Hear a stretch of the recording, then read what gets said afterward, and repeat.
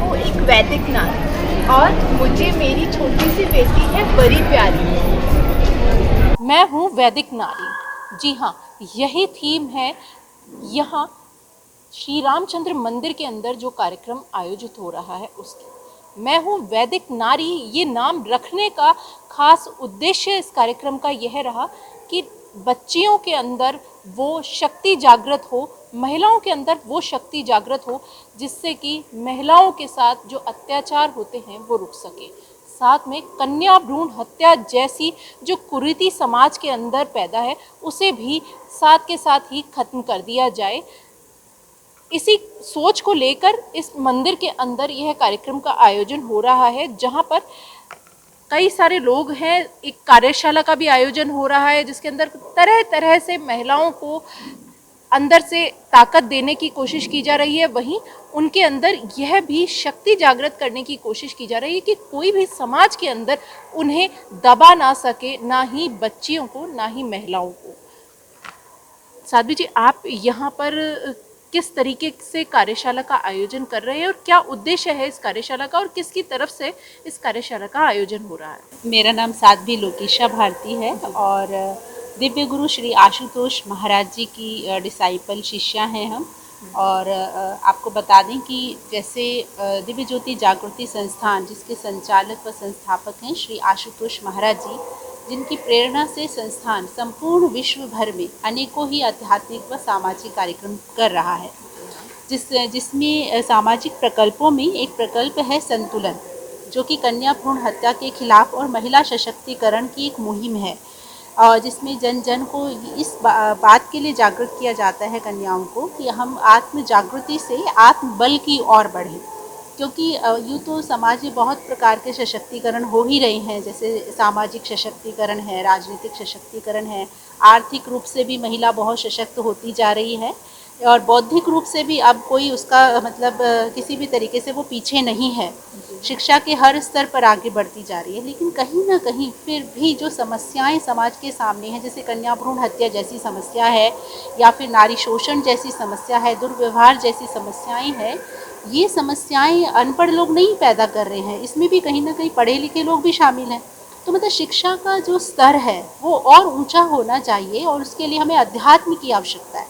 इसीलिए अगर हम द्रौपदी जी का एग्जाम्पल लेते हैं तो बिल्कुल सटीक है कि वो एक योद्धा भी थी और एक विदुषी महिला भी थी। वो राजनीतिक रूप से भी सशक्त थी क्योंकि वो एक महारानी थी और हर तरीके से समाज में स्थापित थी, सम्मानित थी। लेकिन जब उनके जीवन में एक ऐसा दौर आया जब भरी सभा के भीतर उनका अपमान हुआ, उस समय उनके समस्त सशक्तिकरण धराशायी हो गए। वो मतलब वो क्वेश्चन कर रही हैं, लेकिन वहाँ का जो समृद्ध समाज है, जो एजुकेटेड समाज है, वो उनके प्रश्नों का उत्तर देना ही नहीं चाहता या दे ही नहीं पा रहा था, उनके पास आंसर्स नहीं थे। और उस कंडीशन में जब उन्होंने देखा कि कोई मेरी बात नहीं सुन पा रहा है और मैं किसी भी प्रकार से अपनी रक्षा नहीं कर पा रही हूँ, तो उन्होंने आत्मिक जागृति का जो आत्मिक जागृत थी, उन्होंने अपने आत्मबल का आह्वान किया। उनके गुरुदेव थे श्री कृष्ण भगवान, जिन्होंने उनको ब्रह्म ज्ञान में दीक्षित किया था। अपने भीतर उन्होंने अपने आत्म साक्षात्कार को प्राप्त किया था, इसलिए उसी आत्मबल को उन्होंने उस समय पुकारा। और उस समय आप सभी जानते हैं कि साड़ी ही की नारी है या नारी ही की साड़ी है, ये सारा संसार जानता है कि आज तक ये रहस्य है कि इतना वस्त्र आया कहाँ से, इतनी लंबी साड़ी हुई कैसे। भगवान श्री कृष्ण वस्त्र अवतार में वहाँ प्रकट हो गए। तो आज भी नारी को उसी आध्यात्मिक सशक्तिकरण की आवश्यकता है, आत्मिक सशक्तिकरण की आवश्यकता है। क्या ये आत्मिक सशक्तिकरण के लिए ही इस कार्यशाला का आयोजन किया जा रहा है? हाँ जी, इसीलिए इसका एक नाम जो दिया गया है, मैं हूँ वैदिक नारी, क्योंकि हमारी जो वैदिक नारी है, जो हम वेदों में जिन नारियों का वर्णन पढ़ते हैं, घोषा, पाला, गार्गी, बहुत सी ऐसी नारियां हैं जिन्होंने आत्मज्ञान को प्राप्त करके उस समय की परिस्थिति पर विजय प्राप्त की। तो आज भी ऐसी ही आत्म जागृति की ज़रूरत है और हमारी भारतीय संस्कृति सदा से ही यत्र नार्यस्तु पूज्यन्ते रमन्ते तत्र देवता पर आधारित है। भगवान शिवशंकर स्वयं नारी की महिमा गाते हैं, इसीलिए उन्होंने अपने स्वरूप में आधा भाग नारी को प्रकट किया कि केवल पुरुष के पौरुष से नहीं बनेगी धरा स्वर्ग, चाहिए नारी का नारित्व भी, तभी होगा ये पूरा स्वर्ग। तो नारी शक्ति में रूपांतरित कैसे हो, इसकी प्रक्रिया भी शिव जो है वो प्रदान कर रहे हैं। सती से पार्वती और पार्वती से शक्ति रूप में परिवर्तित हो जाना, ये हर नारी का अधिकार है, जन्म सिद्ध अधिकार है। और इसी पर दिव्य ज्योति जागृति संस्थान कार्य कर रहा है। दिव्य गुरु श्री आशुतोष महाराज जी ऐसा आत्मज्ञान प्रदान करते हैं, ईश्वर साक्षात्कार करवाते हैं। और जब सभी लोग इस ज्ञान को प्राप्त करते हैं तो उनमें उनकी आत्मा जागृत होती है और वो उस ईश्वर का ध्यान करते हैं, जिसके माध्यम से उनके भीतर ऐसा आत्मबल उत्पन्न होता है जिससे वो स्वयं की रक्षा भी कर सकती हैं और समाज को भी वो प्रेरित कर सकती हैं। दिव्य ज्योति जागृति संस्थान के बारे में आपने हमें बताया, इसकी स्थापना कब हुई और किस तरीके से इस संस्थान ने काम करना शुरू किया? हाँ जी, दिव्य ज्योति जागृति संस्थान सन 1980 में रजिस्टर्ड हुआ और इसका ध्येय है विश्व में शांति। पंजाब से ये धारा प्रवाहित हुई श्री आशुतोष महाराज जी की प्रेरणा से। उन्होंने समाज के भीतर जब अशांत समाज को देखा तो श्री महाराज जी का ये दिव्य संकल्प है कि संपूर्ण विश्व में शांति की स्थापना हो। कितने लोग इसमें जुड़े हुए हैं? इसमें करोड़ों लोगों की संख्या है।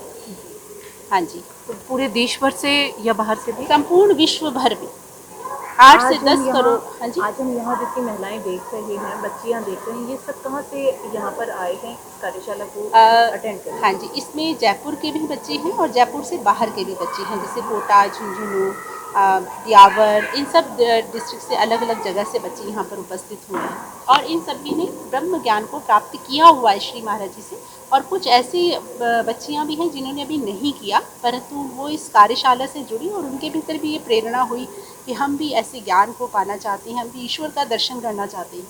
तो ये ज्ञान दीक्षा का कार्यक्रम भी कल यहाँ रखा जाएगा। ये ज्ञान दीक्षा का जो कार्यक्रम है, इसमें जुड़ने के लिए किस तरीके से आप इसमें महिलाओं को या बच्चियां जो भी होती हैं वो कैसे जुड़ती हैं? क्या स्टेप बाय स्टेप किस तरीके से इसमें जुड़ा जाता है?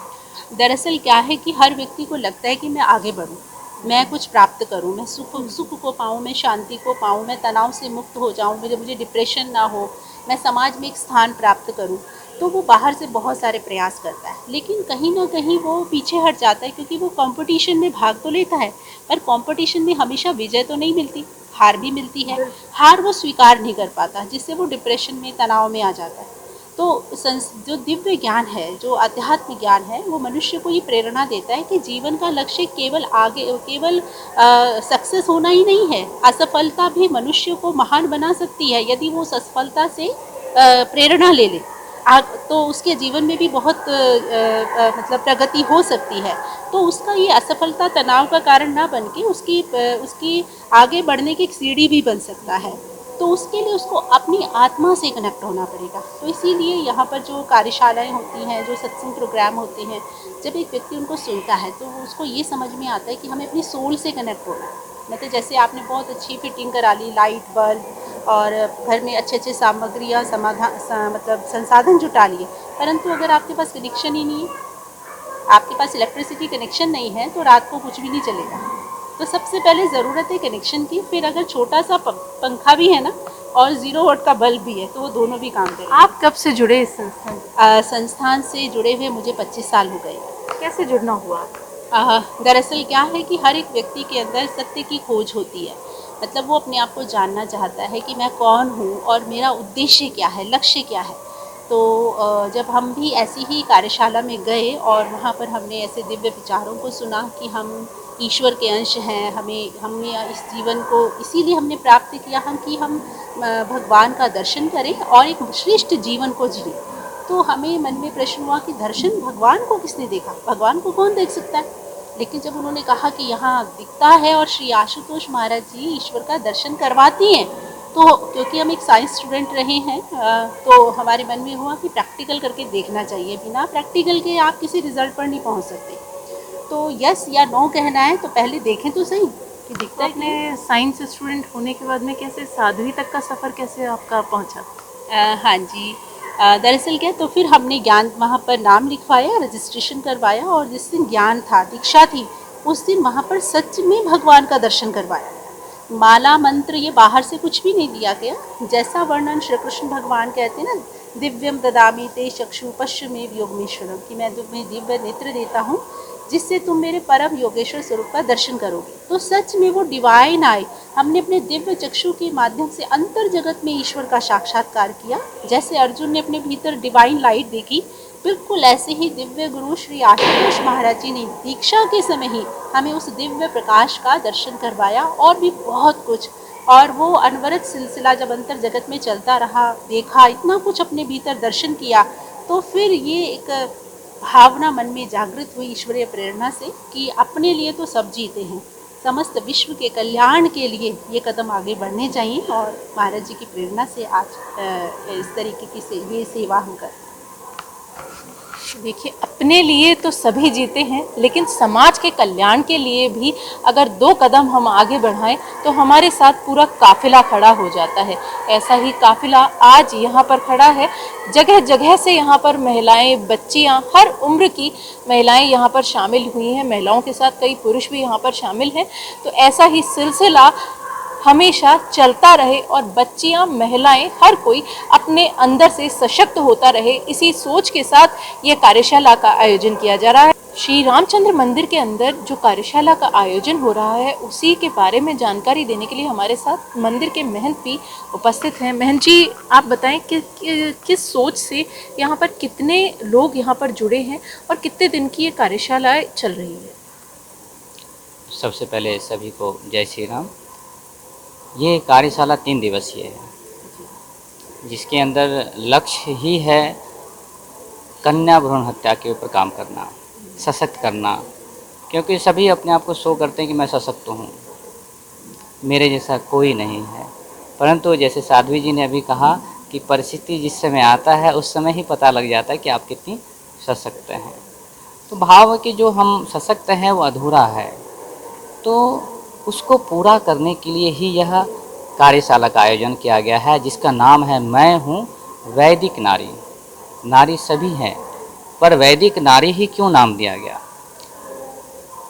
इसका नाम का एक बहुत ही कारण है देने का। वैदिक में इसलिए इसको कहा गया क्योंकि कहते हैं कि नारी अबला होती है, ये लोगों को लगता है, और शायद खुद नारी भी समझती है, परंतु ऐसा नहीं है। कहते हैं कि माता सीता के विषय में भी कहा गया कि वो अबला थी, इसीलिए साथ उनके साथ शोषण हुआ, पर ऐसा नहीं है। कहते हैं एक राक्षस था जिसका नाम था सहस्रमुख रावण, जिसको भगवान राम नहीं मार पाए, उसे माँ सीता मारती है। अब हो गया दोनों कि अब वो सबला है कि अबला है। तो यहाँ परिभाषित ये हो रहा है कि जिसे राम नहीं मार पाए उसे माँ सीता ने मार दिया, जिसे सारी देवताओं ने नहीं मारा उसे माँ भवानी ने सबका संहार कर दिया। तो इसीलिए हमारा उद्देश्य यही है कि लोगों को हमें बताना नहीं है। जो यहाँ बहनें आई हैं, जो इतने सारी छोटी बड़ी सभी, हम उनको जागृत करना चाहते हैं ताकि वह हमारे समाज के अंदर जाना, क्योंकि जाना ही नहीं है, हम तो यहीं रहेंगे, जाना इनको है और इन्हीं के द्वारा समाज सशक्त हो, ऐसा हमारा प्रयोजन है। और इसी भाव से हम इस कार्यशाला का आयोजन किए हैं। और ये कार्यशाला श्री आशुतोष महाराज जी की कृपा से हो रहा है, और जो भी व्यवस्थाएं हैं सभी वॉलंटियर के द्वारा किया गया है, जो सभी निःशुल्क सेवा करते हैं। हमने जाना कि किस तरीके से, किस सोच के साथ इस कार्यशाला का आयोजन हो रहा है।